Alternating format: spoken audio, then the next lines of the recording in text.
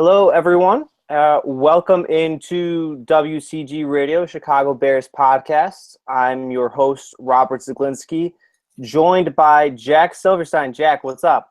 Hey, Rob, how are you? Doing well, man. What's up? What's up with you? What is up? I don't know. Had a good Memorial Day weekend and just, keeping an eye on our Bears, seeing if we're going to make the strides in 2017 that we all hoped we would when we slogged our way through 3-13. Yeah, a down year, a lot of frustration, and I think conversations that we're about to have will help. For those, this is sort of our first podcast for those first time listening off of Windy City Gridiron. We're going to be doing these semi-regularly. I will be along each time. Sometimes it'll be Jack, as of tonight. Sometimes it'll be Lester, our editor. We're doing this for you. We're doing this to keep you informed and to educate ourselves a little bit. I mean, Jack, do you want to add anything to that? No, man, this is I've been here at Windy City Gridiron since September of 2015. Obviously, lifelong Bears fan, Bears writer, Bears media, and I have just been very impressed with the community that we have, the writers that we have, and the readers that we have. The readers who informed me pretty quickly about the phrase "unleash the dragon" and were stunned when I did not know what it meant and had to educate me, bring me up. So I appreciated that. And just, the comment section is great. And we've turned commenters into writers. So I think that speaks to the quality of the community, and it's a great deal of fun. And let's do it. Let's do it. Let's have fun with this. Let's jump in immediately. All right. So through the first week or so of camp, free agent acquisition, Mike Glennon, the first time he was available with the media last week, made sure to note, I think the unofficial count was 12 times, that this is his year with the Bears. Speculation, of course, but everybody noted that he seemed a little agitated. Of course, agitated because the Bears drafted Mitch Trubisky with the number 2 overall pick. Meanwhile, he has $15 million guaranteed this year, of overall $45 million deal. I mean, does he have a right to these feelings? Do the Bears owe him any more than what's his future here, Jack? I mean, he's kind of in a difficult spot considering that he looks like he's going to be that bridge quarterback everybody talks about, right? But in essence, it still seems like he thinks he can be a long-term starter just based off of his initial comments. Yeah, I understand his frustration. This is a tough spot as a free agent signee. I mean, you're hoping that you're going to come in and be the guy, and then they go out and surprise everybody and they draft Trubisky at number 2. At the same time, you're here to compete. You've got your guaranteed money. This is the best situation, I would say, of his career. And just, I mean, this is going to sound cliche, but go out there and compete, man. If he goes out there and wows them, look, even Aaron Rodgers sat for 3 years. And that's a bit drastic comparison, though, to Glennon, unless we think Glennon's going to be Rodgers, though, right? No. My point is that Aaron Rodgers was more talented than Mitch Trubisky. I mean, he had more college experience. He was almost the number 1 pick to San Francisco. And then he had that dramatic fall when nobody needed a quarterback and he wouldn't sign with San Fran, and San Fran went with Alex Smith. So you never know how soon a first-round quarterback is going to be ready. You never know how soon a first-round quarterback is going to be the guy who they want to hand the reins over to. It took Rodgers 3 years.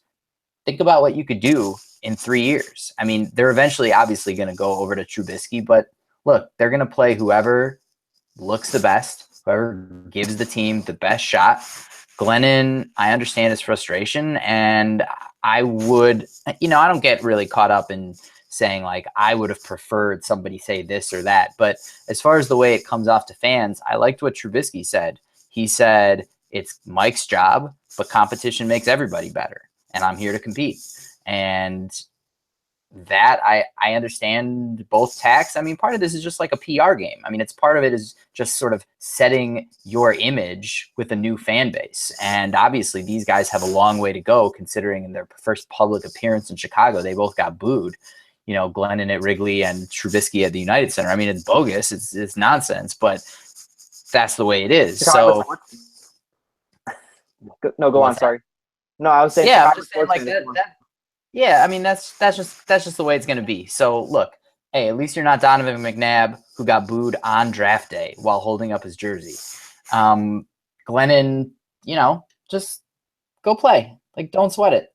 Like, you know, if you go in there and you kick ass, then it'll be your job. And if it's not your job after a year, but you've played well, then you've played for the next job. I mean, you know, the NFL is a league. This happens in all sports, but really the NFL is a league about tape. And if your tape is strong, you're going to get the next job. If this isn't the place to have a total future, then don't sweat it. Play well, you'll go to the next spot. I don't think it's that big of a deal. You know, so I would like to see a quarterback play a little bit more of the PR game, just because, like, what is it? They have to. What does it get you to be antagonistic or to seem perturbed, or to seem like, you know, you've been thrown off your game because we drafted a guy? Like, I sympathize, but I also just don't really put that much weight into what guys say when they're asked questions like that. It's like when the guy asked Chris Paul if the Clippers were going to be back for Game 7. It's like, I'm on the team. What do you expect me to say? Like, I'm the quarterback. They just signed me. Hell yeah, I want to play. Hell yeah, I want to be the man. I don't think that's, you know, I don't think it's that controversial. I would just say, you know, back it off a little bit and think about how this looks. But, you know, look, looks don't really matter. The bottom line, if he plays well, then he's going to have a future in the league, whether with the Bears or with another team. And if he doesn't play well, then who cares? It doesn't matter. Should we be concerned about the dynamic between Trubisky and Glennon, that maybe there's a little underlying tension, that maybe this rubs off on either guy negatively? I mean, this could be this season, this could be long term. I don't buy into that. I think, as you noted, the competition sort of will bring out the better in both of them. But you never know. I mean, that's clearly a room that's like, everybody's on edge now. At least maybe Glennon is. Yeah, I don't think it's that big a deal. I mean, I think you obviously want your older and your younger players in your position groups to get along. You want the younger players to be able to depend on the older players. But the talent of an older player, well, you know, and whether or not he mentors you it can make a difference, but it's kind of irrelevant. I mean, to go back to Favre and Rodgers, Brett Favre was very forward in his 3 seasons in Green Bay with Aaron Rodgers, his final 3 seasons, that, you know, I'm the guy, and I'm not going to train a guy who's here to take my job. So he can just sit back and learn what he learns. And that didn't hurt Aaron Rodgers any. I mean, who knows, that may have helped him. On the other hand, I don't know. I remember Steve McNair would talk about how much he learned from Chris Chandler in his rookie year when they were both with the Oilers. And then obviously Steve McNair turned out to be a wonderful quarterback as well. You know, all these things, they're all circumstantial, and you kind of evaluate them in retrospect. So if Brett was a jerk to Aaron Rodgers and then Aaron Rodgers didn't pan out, then maybe people would say, wow, you know, Brett Favre kind of like torpedoed this guy's career and he really undermined him. And if McNair didn't turn out, then they'd say, well, gosh, you know, maybe he was too buddy with Chandler and wasn't looking to compete. You know, like, I don't put too much stock in any of this like beginning stuff. It's all in the results. So yeah, I think it's best if they get along, because you want to be able to learn from somebody. But that's also why they brought in Sanchez, because Sanchez has experience, and Trubisky will be able to learn from Sanchez. He'll be able to watch Sanchez in the meeting room, watch how he prepares, watch how he interacts with media, watch how he interacts with other veterans, watch how he interacts with Glenn. Trubisky's going to be able to see all that. And Trubisky's in the position of knowing, like, his future is secure, at least for, a few years. I mean, he's going to get a better look ultimately over the long term than Glennon. So yeah, I'd prefer it if they got along. And part of that's on Trubisky too. He's got to recognize that he's the new guy, and they're both new guys technically, but but he's the new guy in the NFL. Mm-hmm. Yeah. So it's definitely always better when people get along. But listen, there have been football teams where people get along great and the team sucks. And there have been teams where guys are at odds and they win. So again, all that stuff is kind of like you're going to evaluate it in retrospect based on the context of how the season turns out. And I think that mentorship, or like the kind of like you're noting, it in the end it'll be overrated too, because if Trubisky's better or if Glennon's better, that's really all people will see. Again, so context, retrospect. On that note, I've been the advocate that Trubisky probably shouldn't play at all by the time fall rolls around, so he shouldn't play at all in 2017. What do you think? Do you think he should pop if he's outplays Glennon, say, in training camp? Should he be the starter? If the Bears are struggling and Glennon is struggling, should they put in Sanchez before Trubisky? Or should they just not risk that whatsoever? And ultimately, how do you think it'll play out? Like, so there were your feelings, and then you see how the Bears could operate. I suspect that Trubisky playing, we saw what Jay said. We saw what Jay Cutler said, that, you shouldn't throw a guy to the wolves in a bad season. I agree with that. I suspect that if Trubisky was playing, this is actually a fairly decent situation to be in as a rookie quarterback, because the Bears' offensive strength is the running game, the offensive line. So you'd rather have a strong offensive line and strong running game as a rookie quarterback than like strong receivers and a strong tight end and nobody blocking for you. And that is encouraging, but I think that for those same reasons, I think Glennon will end up playing pretty well, because we know that they're going to give the ball to Jordan Howard, 25, 30 20 times. Yeah, I mean, I was going to say 20 to 25, but you're right. It could be up to 30. They're going to feed him the rock. I'm holding off. I want to see how he looks in his second season. Let's not send this guy to the Hall of Fame just yet. I mean, he had like one good rookie year. I've seen plenty of Bears rookies do that. But that they're going to run the ball, and we've got strength definitely on the offensive line. I mean, the receiving core is what it is, but maybe these tight ends turn out to be pretty decent. Maybe the new guy, Baby Gronk, Shaheen.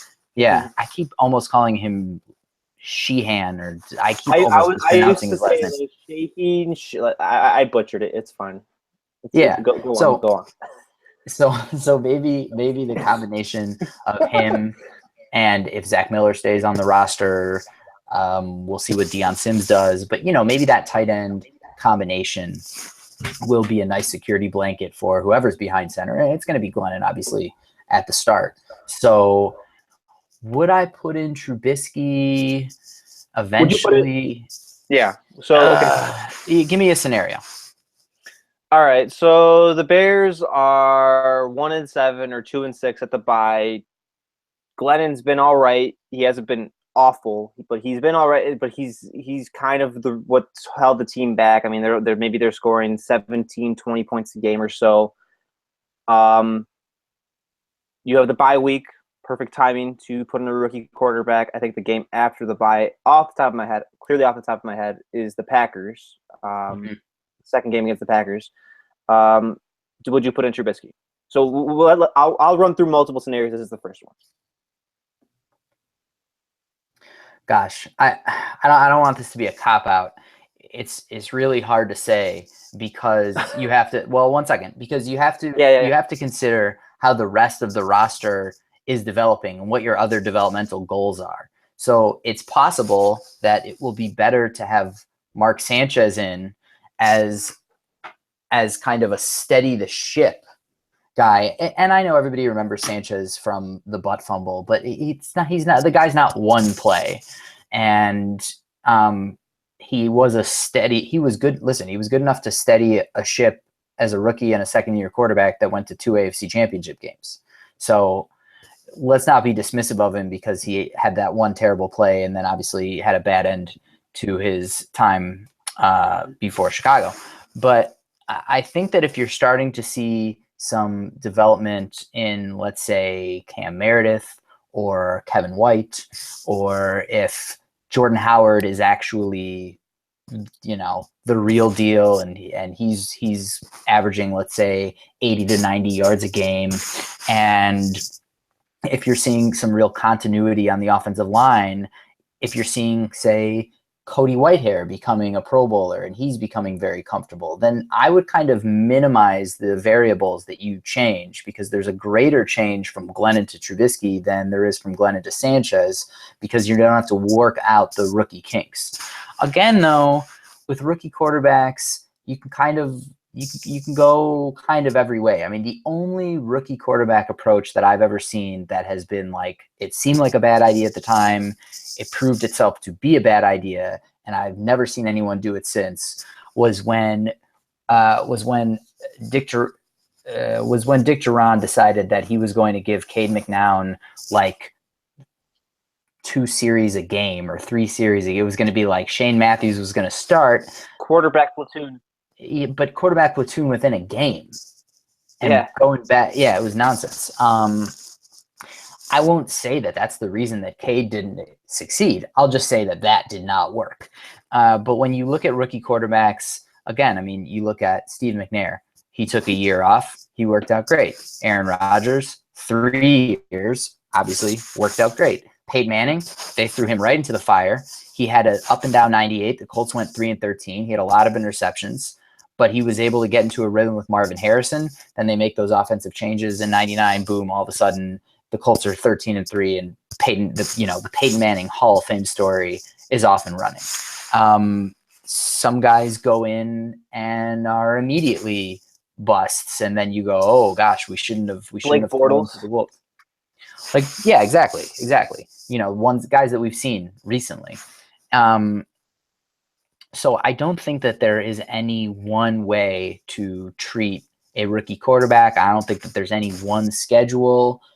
But I do think, go ahead. Well, so last thing, I do think that it is important, especially at quarterback, to put guys in positions to succeed. So if the team's not playing well, but the offensive line is strong and they're protecting the quarterback, but Glennon's just not making throws, I'd consider Trubisky under those circumstances. Yeah, absolutely. If it's something like last year where it's like we've got 20 guys on IR and we've got Whitehair. I mean, it's not the case this year, but like last year where we had this uncertainty on the offensive line, even though we had strong players, and then guys are going down left and right. And everybody grilled Josh Bellamy last year. He was sixth or seventh receiver on the depth chart if everybody was healthy. Under that scenario, no, I would not bring in Trubisky. Then I would bring in Sanchez and let Sanchez ride out the season. So I guess the answer to your question is yes, there's a scenario in which I would bring in Trubisky, and it is if the team is struggling and if Glennon is struggling and if we're knocked out of the playoff hunt, but if the strength of the offense remains the offensive line and the running game, and you can minimize the pressure and the responsibility on Trubisky, then yes, I would consider bringing him in. I think you noted it perfectly. It's such, especially with quarterback, it's such an inexact science. There's no one has figured out how to properly develop a quarterback because there is, like you said, there's no right way.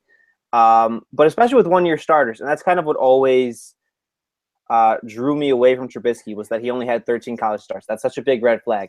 Fun fact, Jack, can you name the 3 starting quarterbacks that have been drafted in the top 100 each year, that is, since 1994 that were one-year starters? Can you name? I'll ask it, and then if you can't, then I'll just – great. The 3 guys. 3 guys who were drafted since 94 in the first round? In the top 100. In the top 100 who only had a year? As a starter, yeah. Man. One of them is on the Bears roster. Did Sanchez only start 1 year at USC? USC, and then was drafted 5th overall. He was drafted 5th overall. Yeah. Yep. Okay. All right. There's another one still in the NFL. Another one still in the NFL. Man. He's at this point, fans enjoy mocking him more than him actually being good, of course. Really recent. As you said, as a starter. His contract, as a starter, they enjoy mocking him as a starter. He is not a starter anymore. Oh, he's not a starter anymore. At least I think so. No, at least I think so. Man, I'm sorry to be a letdown, but go ahead. Brock Osweiler. Oh, God. Brock Osweiler, and then Matt Blunden, which I'm not sure if you would know who that is. Wow. I'm obviously a younger reporter / fan, but 3 guys, the greatest history for 1-year starters in the NFL, especially when drafted high. But I think part of these guys not succeeding is, as we're noting, into the fire. They're not thrown into, quite frankly, garbage situations where they're not in a position to succeed, and then their internal things like their internal clock are thrown off. They get the yips, whatever else. If the Bears actually stick to this plan, which I don't think they don't necessarily plan on redshirting Trubisky all 16 games, I think regardless, you will see Trubisky in late December. I'll advocate for that. Regardless of how Glennon's playing, I think you see Trubisky in late December. It's funny. They stick to a plan where they – no, go ahead. Oh, no. Sorry. Go ahead, man. If they stick to that, if they if they make sure he's comfortable and ready versus throwing in the Wolves, I think the Bears have maybe the toughest September schedule. They have the Falcons week 1, they have the Steelers, they have the Packers, and they have the Bucks. Those are all 4 good, rising, probably championship contending teams. You don't see him then, but you patiently bring it along, then you can avoid that history. And it's a new NFL too. I mean, if you're looking back on how much the league has changed in the last 23 years, quarterbacks can succeed more. I mean, the game is designed for offenses and quarterbacks to be comfortable.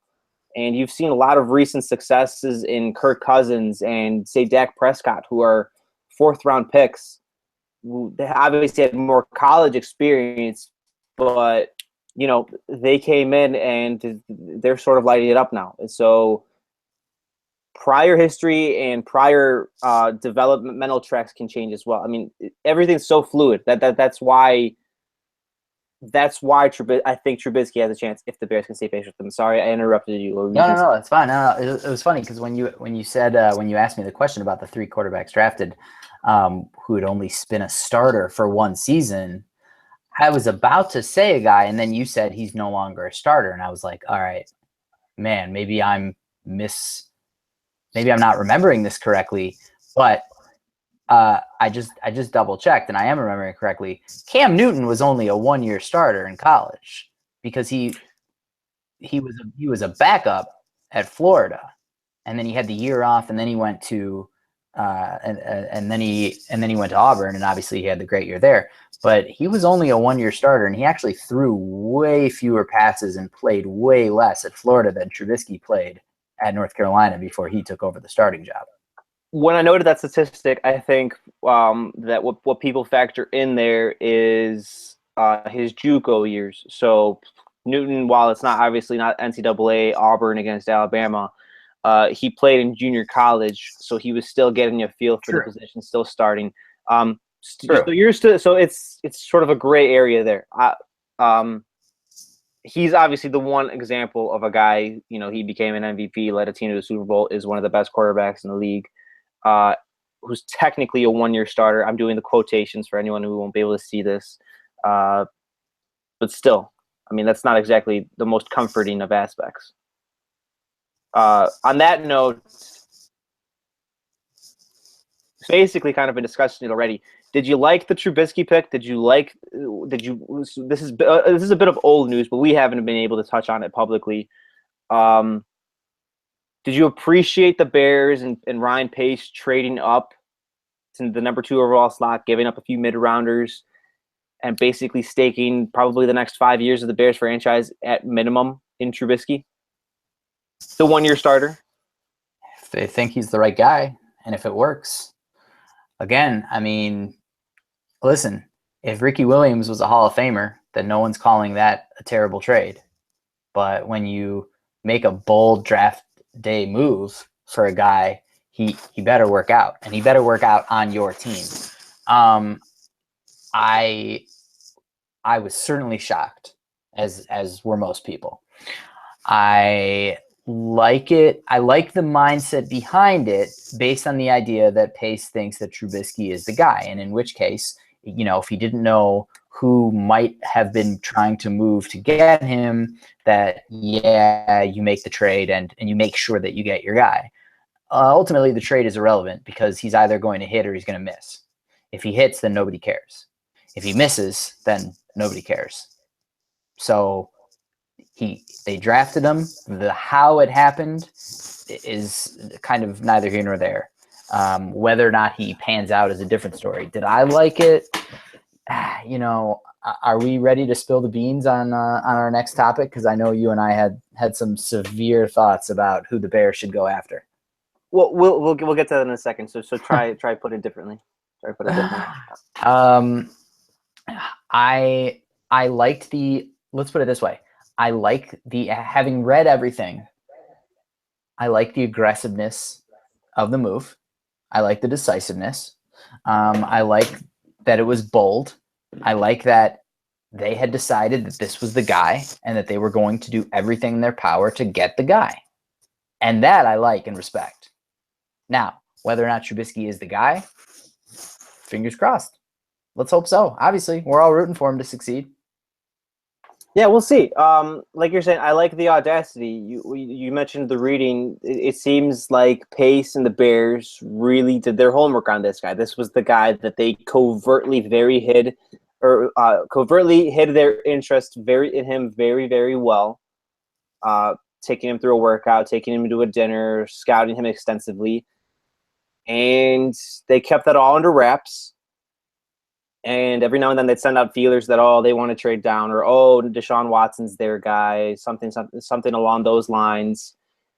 And then eventually they played the whole league to the fact when they traded up, if you'll remember, the 49ers thought they would take Solomon Thomas in that place. Right. Literally nobody in the league thought they wanted Trubisky. So in that respect, I love the audacity. I love them being bold enough to, this was clearly well thought out, good long-term plan over the entirety of the draft season from January on. That this was the player they fell in love with, and they went and got him. And for me, I like Trubisky as a player, but the biggest primary reason I didn't want him was because of those mere 13 college starts, and I still think I'm not very confident in the Bears sticking to a plan that's going to be patient with him. So, which will spill the beans on our next topic, as you said, who's the guy you wanted them to take at number 3 overall, or if they had traded up, who I thought they might have been trading up to get, Jack? The man with the ring. Deshaun Watson. And it's weird because people always talk about all of the intangibles at the quarterback position, and every time they have this, I hate the word elite and the way that it's thrown around in the QB debate. It's superfluous. You can use it in anything. Like that's not such. It's such an indistinct descriptor. It's overused. Correct. But when people are talking about whether or not somebody is elite, it's always based on intangibles. It's not like they don't say, is Matthew Stafford elite because he threw for 5,000 yards. It's he gets on a winning streak, or he looks more. To use one of our political terms du jour, he looks more presidential. But I mean, whatever he looks more quarterbackle. Yeah, that's when people start to talk about Matthew Stafford as being elite. Or, when Joe Flacco won the Super Bowl, nobody talked about like his actual numbers in those amazing 4 games in the playoffs. It was kind of like his allure, his attitude, and the same thing with other guys who have received the moniker. And yet, here's Deshaun Watson, who lost the national title game, came back, got his team all the way back to the title game against the same opponent who was probably, I didn't look at the line, but they were better. They were better. And was Alabama favored by more?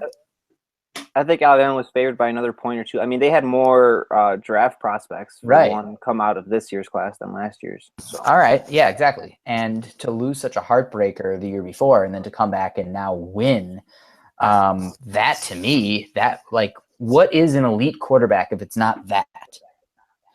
So to kind of see guys get onto the Moneyball train and find greater value in 13 starts, I don't know. That's frustrating. Like, if Deshaun Watson hits and he's a great player, if he's the player who I think he can be, that will hurt more.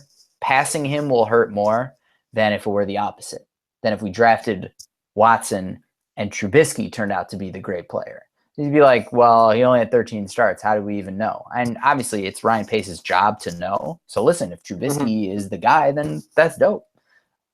But oh yeah, I definitely wanted Watson. I think people during like the evaluation process, they get too caught up in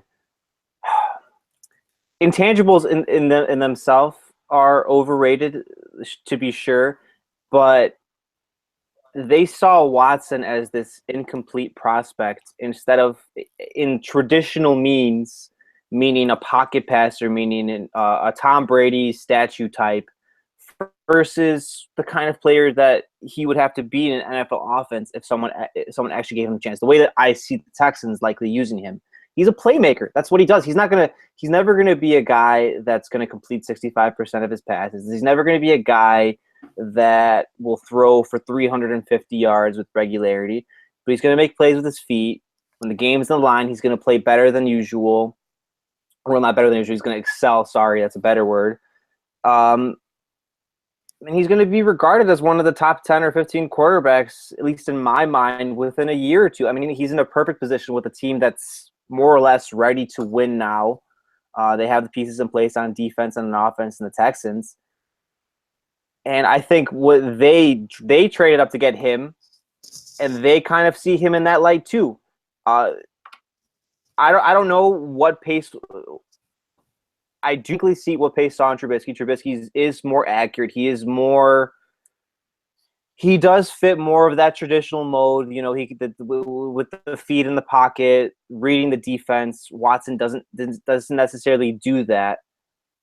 But I would have preferred, the full body of work. I would have preferred the leader, the proven leader, as you noted, bringing them back to the national championship game. I would have preferred the guy that I know will make a team happy versus Trubisky. He might make a team happy. Yeah. But then again, when we say this, we're not the GMs. So Pace is sticking us out if he thinks Trubisky's going to be the guy, I guess. But I'm not comfortable with it. I thought when the Bears were trading up that they were going to take Watson, and you would have had something to look back on, or you would have had something to point to. Yeah, I mean, a lot of that stuff about, Watson, he's not gonna stand in the pocket, or he's not a pocket guy like that. Come on, man, that stuff is bullshit. There have been some studies and some articles. I don't know. I feel like I read these every draft year. I don't know, last 5-6 years, about the words that are used to describe white versus black prospects, especially at quarterback, and there's always this branding that goes on. Are you telling me that All right, first of all, one of the greatest pocket quarterbacks I've ever seen in my life, who was effectively a stiff outside of the pocket, but is one of like the top 5 QBs maybe I've ever seen, is Warren Moon. And two of the greatest running quarterbacks, not even scrambling quarterbacks, but running quarterbacks that I've ever seen, two of the greatest, and I'll put them against anybody as a running quarterback, are John Elway and Steve Young. And they're both white. Aaron Rodgers. I put Aaron Rodgers in that same category too. Right. Now look, man, the bottom line is that any quarterback, if he's going to be successful, he's going to need to be able to have a mix of skills. He's going to be able to sit in the pocket, to evaluate, to read a defense. He's going to need to be able to have the intangibles in terms of inspiring teammates and doing whatever it takes to win and all that stuff. But he's also going to need to be able to run. I've seen Peyton Manning break runs. I've seen Tom Brady break runs. I've seen, I don't know. I've seen Mike Vick hang back in the pocket and look off a safety and make a read and make a throw. It's just so much nonsense. It's just nonsense. It's nonsense. Yeah. So to say that like, and I'm not saying you're saying it, I'm just saying like, for people who say that Deshaun Watson is somehow like he's quote just a playmaker, but like he's not able to read NFL defenses, follow a playbook. I mean, what are you really saying? No, that's not what I meant by playmaker. Not you. I'm not saying you. I'm saying one. When people say that, because what you the critique that you provided is one that was a popular critique. And it's this idea that Mitch Trubisky can throw a ball through a tire? I mean, I don't understand. What are we saying? Like, if you listen, Ryan Pace has viewed way more tape. I mean, I shouldn't even have to say this, but Ryan Pace has obviously viewed way more tape on both of these guys and every other quarterback in the NFL than I have. I mean, it's his job. And if Trubisky works out, then that's great. That's what we all hope will happen. But this idea that Deshaun Watson is like, quote, just a playmaker, but then we also want quarterbacks who are playmakers. We want people who can, win. They just win games. I don't know. This guy he's just a winner. He just wins games. But then like a guy in college does that and somehow he's just all athleticism. I mean, come on. It's nonsense. Yeah, and that's the thing too. People would look at Trubisky and have him as a top prospect. Oh, he just needs to refine a little bit. He needs to sit a little bit. While Watson has things to work on his game, why can't he have that same model? Why can't you refine him? Why can't you work on him? Why can't you invest the time in him? What's the difference here? Why does Trubisky get that benefit of the doubt? And I understand that's because Watson has, again, he's more of a proven starter, so he should be better by this point. But that's not how it works. Jumping from the college game at the NFL, I mean, that the speeds dramatically pick up. What you have to process dramatically picks up.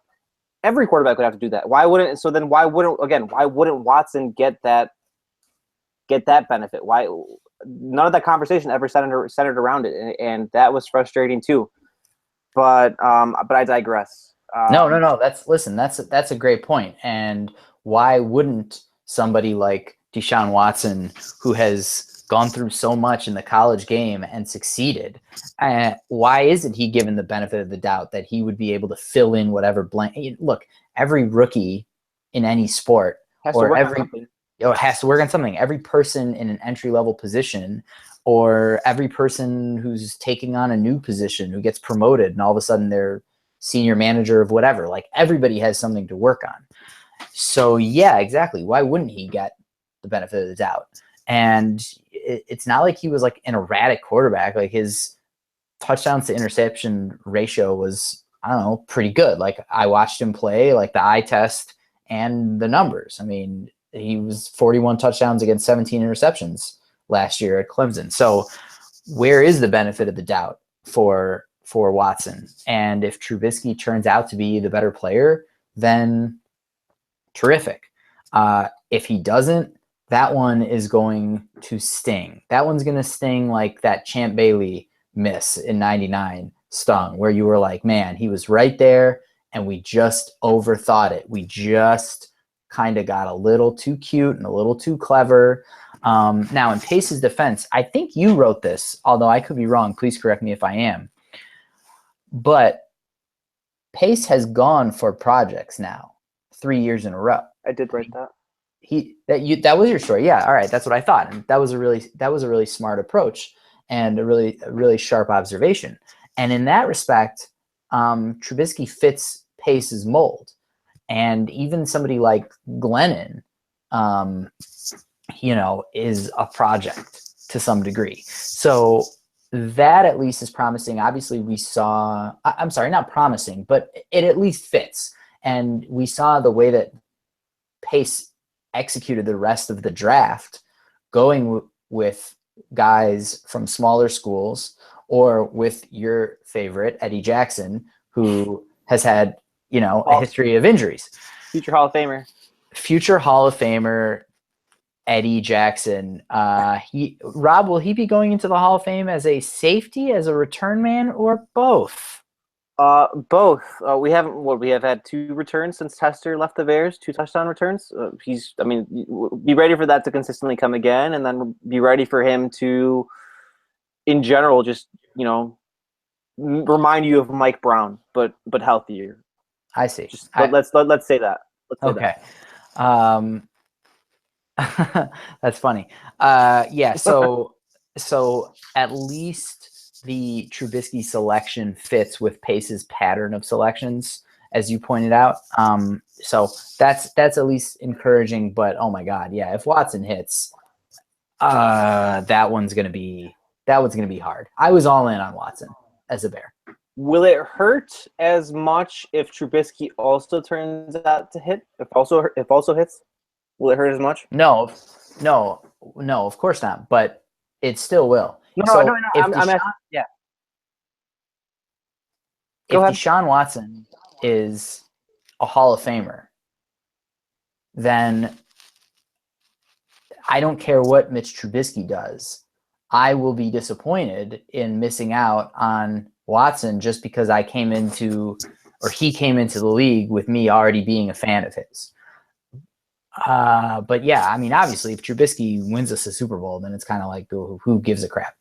But I'm certainly rooting for Trubisky to succeed, but Watson is one who I'm like, this dude better not be as good as I thought he would be, because I'm going to have some real problems with that. I'll say there's 2 things. So I'll say the first is that I at least appreciate Pace taking a quarterback. None of that safety or defensive lineman nonsense, actually going for the home run hit. I just thought it would be Watson, but Trubisky's the guy under center now too, so you're rooting for him to succeed. And the second, you noted, noted how I noted that Pace's approach has been project players. Well, I'll also appreciate how he goes and gets guys he likes. Because in year 1, if you'll remember, the Bears liked Marcus Mariota. But jumping from number 7 to number 1 is much different from jumping from number 3 to number 2. Much more costly. But then, so you move forward a year. Leonard Floyd's available. Right. You hear the Giants. There's rumblings that the Giants want to take him. Right. Exactly. You don't want to risk it. Same thing this year. You hear maybe the Browns want to possibly get Myles Garrett and Trubisky. You hear maybe some other teams such as the 49ers, such as the Jets, or down the line the Texans want to go up and get him. Whoever. You don't risk it. You go up and get him. So I'll appreciate both of those stances.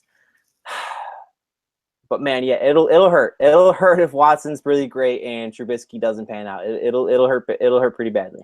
Absolutely, 100%. Okay, so let's touch. We haven't really had the chance to do this. And it's been a while since he's left the Bears, but he seems pretty happy after leaving football now. He's going to be a broadcaster. Let's eulogize, in a sense, the Jay Cutler Bears career. Say goodbye to him. Your favorite memories. What you're looking forward to him while he's doing games. I think he's on the number 2 Fox team, so he's actually going to get some pretty marquee. He's going to get some marquee events. Probably some Cowboys Giants games. I mean, Jack, what can we even say about Cutler? It was an 8-year run, and he's not exactly leaving the spotlight. Well, overall, I'm glad we got him, and it was fun. It was fun to see great quarterbacking from a technical standpoint. He had a lot of, there was a lot of terrible quarterbacking too. I mean, he had a lot of really, really awful throws, but he had so many passes that no Bears quarterback in my life had ever made. And when you get used to watching, Brett Favre on the opposing sideline week after, year after year, twice a year, and Warren Moon, Randall Cunningham, Aaron Rodgers, even somebody like Brad Johnson, I guess Stafford kind of, Scott Mitchell had one good year. Like, it was like there was always cats in the NFC Central and the NFC North who you had to watch, and they made great plays. And I loved watching Jay make great plays. I remember there was a touchdown pass in his second game as a Bear against Pittsburgh. It was maybe like an 8-yard score to Johnny Knox on a quick slant. Jay dropped back. It was like 3 steps maybe, and there was some kind of breakdown, and all of a sudden somebody was right on top of him. And he threw off of his back foot, but he didn't lose any velocity because of his arm. And he zipped it into Knox right in the center of the end, right in the front of the end zone in the middle of the field.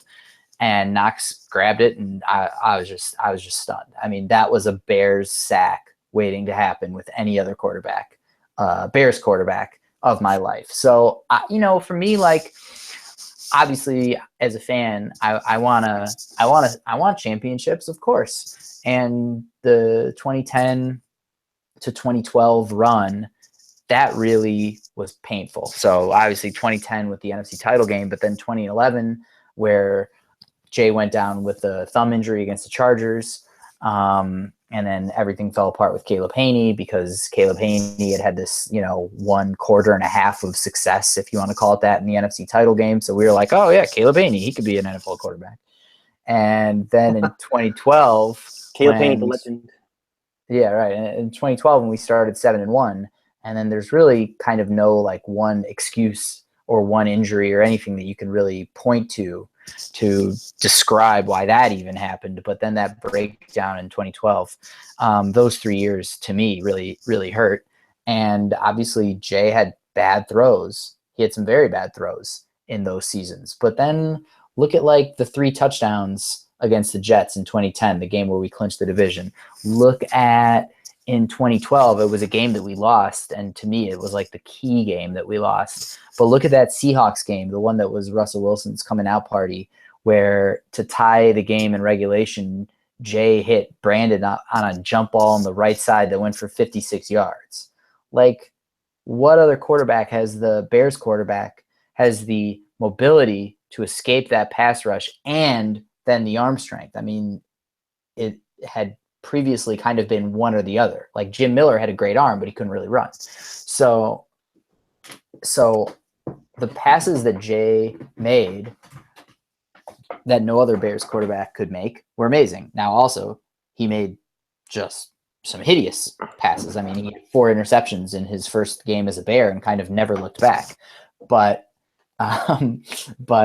he also had some real nifty passes. I remember one to Knox down the sideline. I remember one to Hester, and it was a great deal of fun. I always knew that something entertaining was going to happen with Jay Cutler as our quarterback. Something maddening was going to happen, but there was also going to be a play that left you speechless. And it was nice to see quarterbacking play at that level taking place on my team, just because it's not something we get to watch. It's just, like you'd have to wait for somebody to come into town. You'd have to wait for that opponent, and in the past. And so this was a different element as a Bears fan. As far as Jay as an announcer, oh man, I think he has the potential to be fabulous because he gives 0 Fs. And he has, by all accounts, like very few real friendships in the league. although he's pretty well liked, at least contrary to public perception among his teammates. But he doesn't have like a lot of tight friends. I don't think he worries really about pissing people off or saying something that he wishes he could have taken back. He is tremendously smart. And I remember watching when I was on the Bears beat in 2012. I won't say the reporter because I think it's inappropriate, but a veteran and very well respected reporter on the Bears beat. This was after week 2 in 2012 where we lost to Green Bay, and this was Brandon Marshall's first season, and Jay had thrown to Brandon a bunch in the first 2 games. And the reporter said, Jay, you've thrown to Brandon X number of times these past 2 weeks. Is it possible that you can throw to him too much? And Jay said, I don't know. What's the situation? And the guy said, no, I mean, like, could you throw to a guy? Could you just be looking to him too much? And Jay was like, yeah, what's the down? What's the distance? Like, what's the coverage? Is he open? Like, and the guy kept sort of going, no, but he kept trying to like rephrase it, but to like still say the same thing. No, but could you throw to him too much? Is it possible that you're looking? And Jay kept looking at him going, yeah, is he open? Like, what's the situation? But he wasn't raising his voice. I was just very direct and very much like a F you. And finally this reporter said, thank you very much. You've been very helpful. And Jay said something like, yeah, I think you've been very helpful. These are great questions. You've got like a long career ahead of you. And it was just this showdown. But Jay was right. I mean, the reporter, who I respect and who's a terrific writer, and he's got a great career. But in this particular instance, he was trying to get Jay to say something or admit to something that was false, and it was based on a false premise, and Jay wasn't having it. And he was asking a very sincere, straightforward, very simple question. What's the situation? Because otherwise, there's no way to define passing to a guy too much or too little. I loved it. It was so honest. I found interacting with Jay that if you asked him BS like that, he would respond with BS. Not with BS, but he would respond and he would kind of give you the energy that you were giving him. So if you were coming at him in a way that was somewhat antagonistic or that didn't account for his intelligence, then he would come back at you. If you asked him questions that required his perspective and that were open-ended, then he would give you really great material. I suspect that that's how he would be as a broadcaster. I think it would be fantastic. Yeah, I was going to note that he wasn't the typical. That was actually my favorite part about it. He told it like it is, as cliche as it is. He told it like it is. He wasn't going to be the guy that didn't speak eloquently, that just repeated all the time. He wasn't just going to just refer to his teammates or say how they need to be better next game. And he wasn't really going to offer much either. Respond in a way that made you seem like, I don't know. He had a different approach to press conference more than any athlete sport, which is approximately a decade-ish, to press conferences and to these extra shows post game. It was refreshing. It was refreshing to see him basically take everybody to task, and not in an asshole way. Just it was different. It was different. That's the best way I can say it, and that's what I'll miss most about him. I'll say that my favorite memory of him, because it's too easy, was his playoff game against Seattle. Maybe a team that probably was overplaying its hand, that probably shouldn't have been there. But regardless, he had 4 total touchdowns, 2 rushing, 2 passing. He put on a show in the snow. Felt like the Bears were going to make a run to the Super Bowl. I think he broke some kind of history, but I can't look it up right now for a quarterback in his first playoff game with the performance he had. I will note, though, that I do wish the Bears would have cut the ties earlier, especially when Pace came in.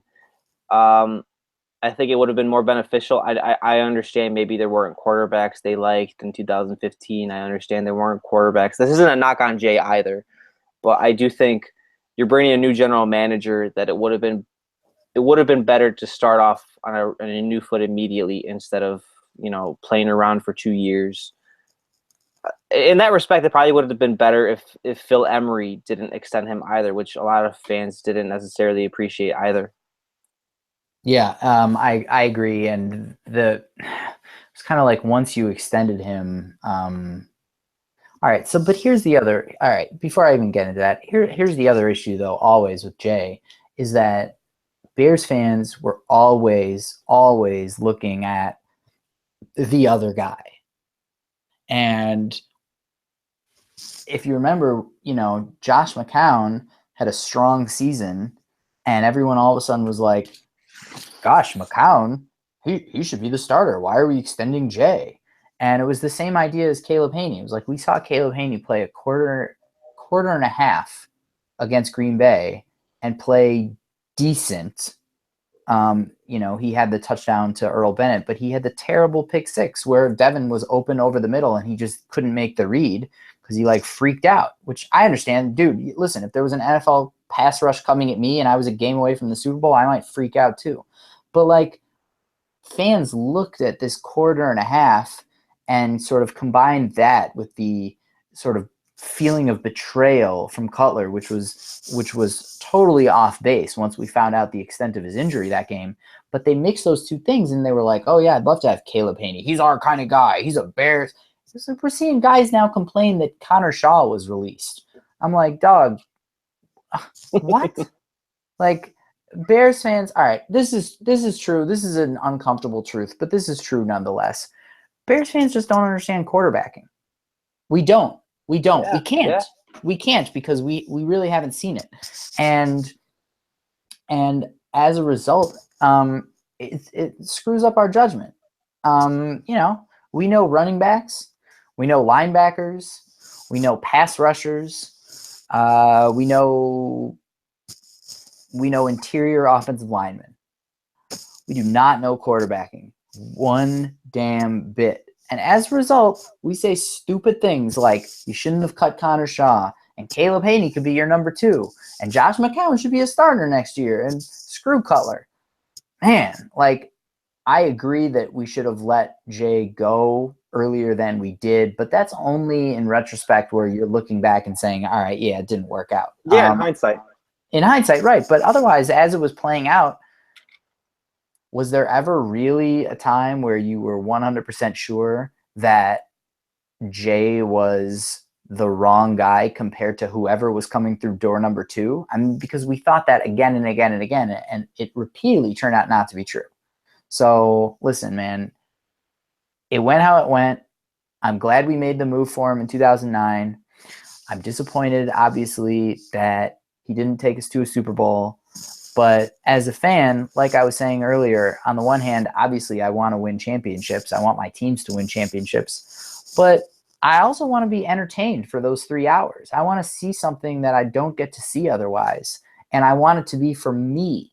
I mean, think about the throw that he made to Forte, the game winner against the Chiefs in 2015. Or earlier in that game, he had that touchdown pass off his back foot. I feel like they were both off his back foot. They're both off his back foot. The one to Wilson. It's just, you talked about Seattle. Think about the pass to Greg Olsen that opened the game. That opened the game up, right? Exactly. Think about in the 2012 opener, he had those 3 TDs. I'm sorry, he had the touchdown in the back of the end zone to Alshon, his first TD, that 42-yarder, streaking down the field. And then that same season against Tennessee, he had the 3 TDs to Brandon. I just saw so much from Jay, just quarterbacking, just wow, that was a really great play by a professional. That to me, it made those 8 years worth it. Now, I got some friends who are they hated him in April of 2009, and man, they still hate that dude. But that's not me. Yeah, and those people are the same now that won't give Glennon or Trubisky a chance, I would guess, but when they haven't even done anything yet.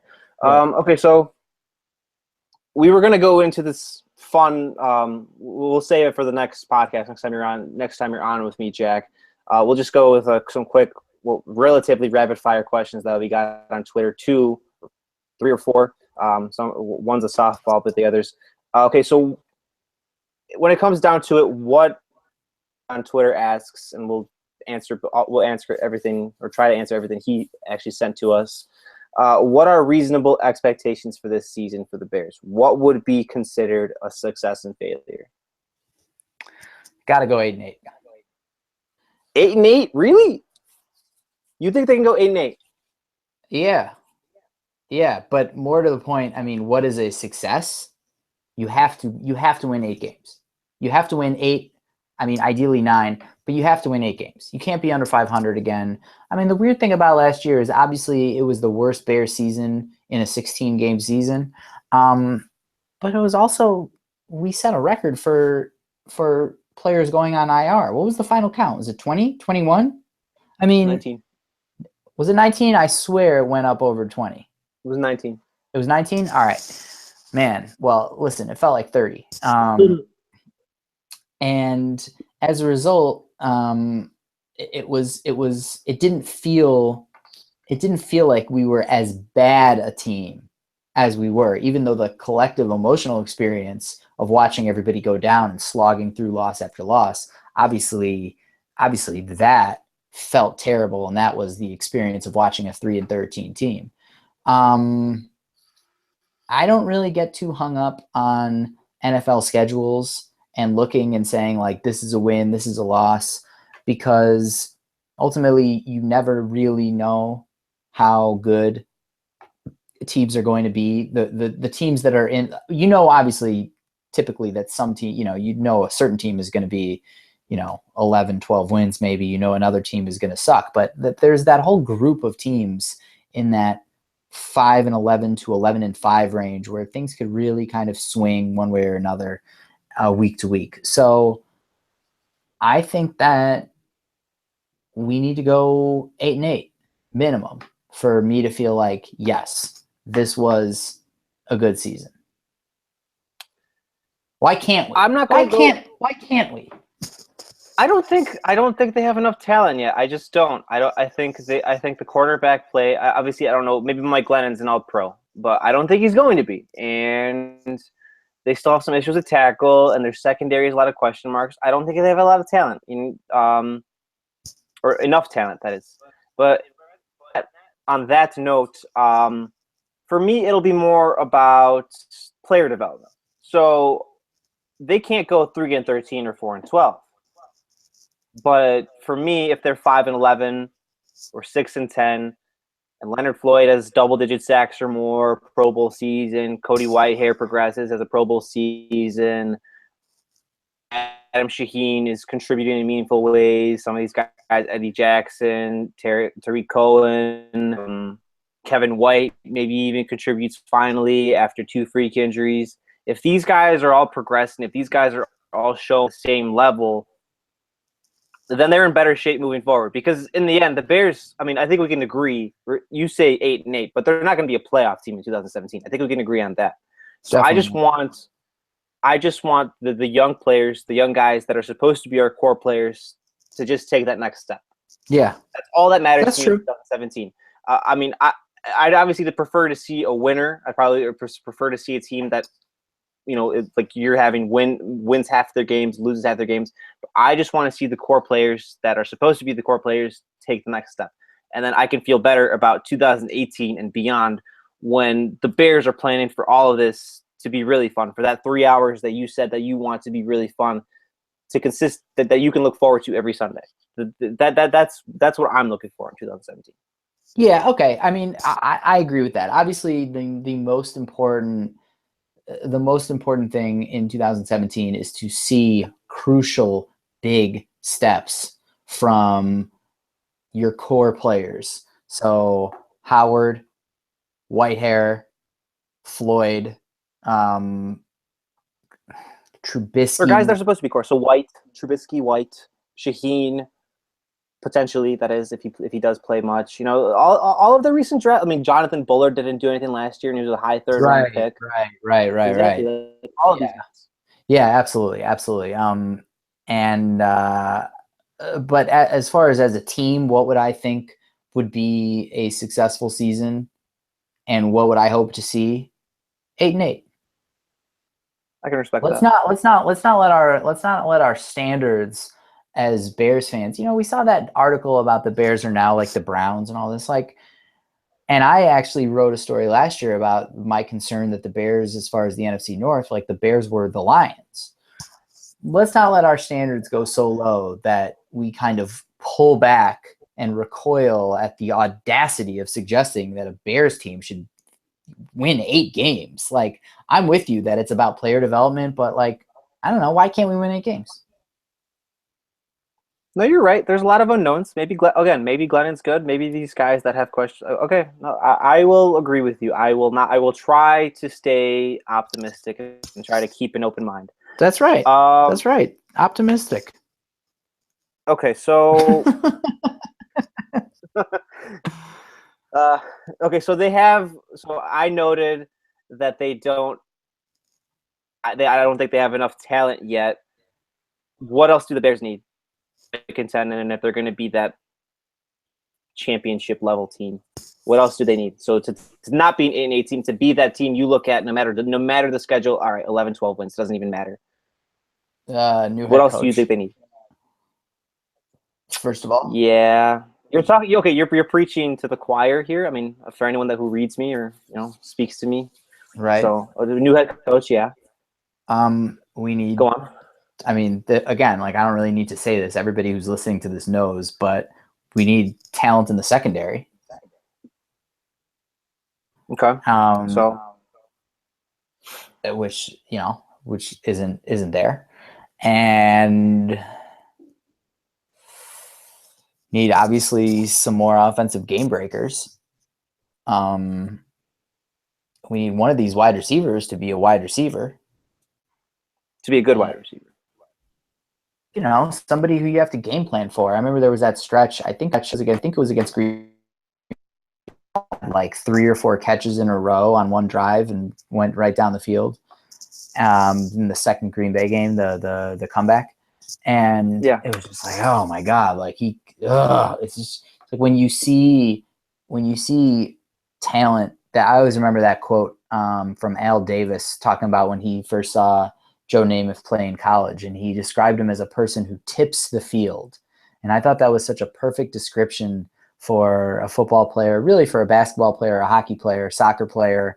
I feel like not baseball as much because it's a different kind of dynamic on the field. But for any of these sports where there's continuous action and where individual players really serve as great variables on a moment-to-moment basis, you want a guy who tips the field, who makes you feel like all the energy of a certain play is going to be flowing in or out of them. And Alshon was a dude who could do that. So we definitely need that again, because I don't know how special Jordan Howard is. Like, I think that he is like just a guy. Like, it'd be great if he stays healthy and can just be steady, and that's awesome. But even with his yards per carry being what it was last year, even with the 1,300 yards. And listen, I'm an Indiana University alumnus, so to see Jordan Howard succeed with the Bears last year was fun in that respect.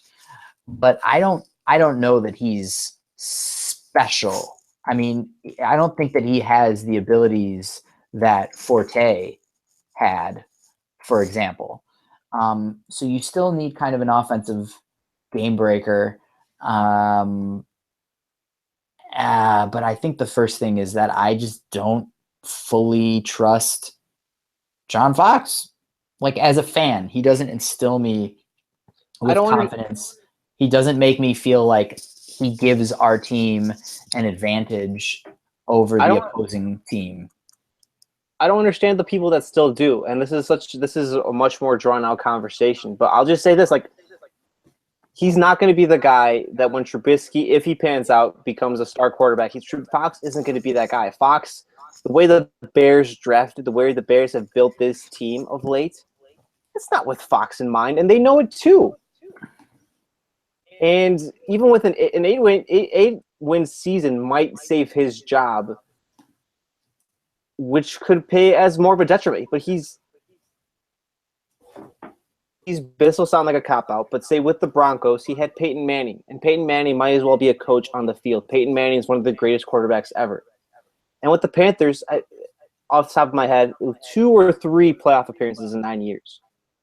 So how is he the difference maker that's supposed to push the Bears over the top? How is he supposed to be, like, as you noted, instill confidence in fans? He's not.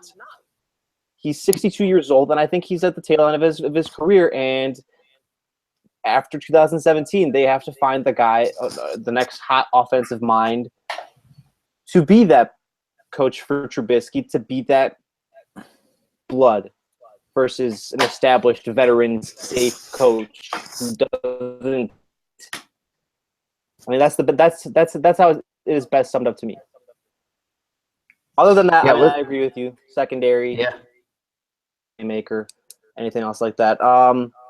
Really quickly, I guess deep dish rankings go. I'll say I prefer thin crust. So I don't really have. I mean, I like deep dish, but I prefer thin crust better. And as sacrilege, New York thin crust is better than Chicago thin crust. But if I do pick deep dish, Lou Malnati's. Yeah, Lou's. You really can't go wrong in Chicago with like any of a few different deep spots. I am definitely a fan of New York pizza. One of possibly my favorite. The pizza place that's the favorite for my wife and I is a place called Dante's. There's 2 locations on the north side of Chicago. In New York or Chicago? New York style. In Chicago. Oh, New York. It's in Chicago. It's New York style in Chicago. So there's, it's Wait, what delicious, is New York style? I've just always classified New York pizza as when I'm in New York, I'm eating New York pizza. What is New York style? New York style New York style are the big slices.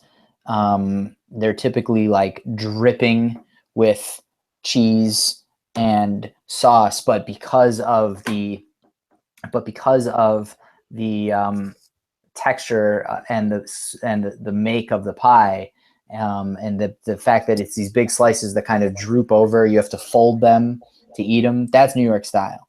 Then you've got like thin, and then obviously Chicago has as much cheese and sauce and toppings as a New York piece, but because you're typically eating that, I mean, for me, I'm typically taking those first few bites off of deep with a fork and knife, because I like to be able. No, it's not even about that. Like, I like to be able to eat right away as soon as the pie's here, and as a result, when you're picking up a deep dish slice, it hasn't hardened as much, so there's more of a chance that some of that material is going to slip off the piece, and then you're like picking up like a big piece of cheese, which is fun in and of itself. But you got to have the butter crust with the cheese, with the sauce, with, for me, pepperoni or sausage, whatever your topping is. But I always go that route at the beginning, that those big fork and knife bites. And that's why, like, what's clutch about deep dish is that it's so filling that you could get like a large let's say large deep from Lou's. You could have half of it, with a friend one night, and then you can have the rest the next day, and it will fill you up more so than like a next day thin or a next day. Even Dante's, as much as I love it when it's fresh, it's still good the next day, but it loses a lot of its qualities, because part of what makes it so good is the heat. And deep dish, I feel like, stays together, as an experience for eating pizza whether or not it's cold, because it's about the thickness, it's about the layers, it's about the mix of tastes. And to me, it's a perfect pizza. It's perfect when you order it. It's perfect the next day. Shouts to Deep Dish. I have that same mindset every time. That I'll save for the next day, but I'll grab lunch and then I'm sitting there at 6 or 7 o'clock. Let's just go finish it. I'm hungry again. And who asked the pizza question? Why are we talking about pizza on a Bears podcast? Who needed to know our pizza opinion so badly that they wasted a potential Bears question to talk about pizza? Matt Lee asked it, and I thought it would just be a nice. I thought it would be a nice tone ender after going deep in on why the Bears disappoint us and don't disappoint us in the draft and quarterbacks. I thought it would be a nice tone ender. Well, one thing is for sure, pizza is definitely a nice cheer up food, and hopefully we will need less of it this season than we needed last season. All right, I think that should just about wrap it up, Jack. All right, so as I noted, this was the first episode of WCG Radio. Follow Jack at ReadJack. Follow on Twitter. Follow me on Twitter at Robert Zaglinski, literally my name. Follow all of our work at Windy City Gridiron at WC Gridiron on Twitter. And just keep an eye out. We'll be doing this regularly, having fun, and we're doing this for you again. Jack, I think tomorrow you're going to be ranking safeties. So these are the kinds of, basically, it's our writing in form where you can listen to us. So. Absolutely. You want to add, Jack? Otherwise, we can just close it off. This is Robert Zaglinski. This was a lot of fun. Thanks for having me. And again, hey, shout out to the whole Windy City Gridiron community, the readers, the writers. It really is, and I've been telling people this.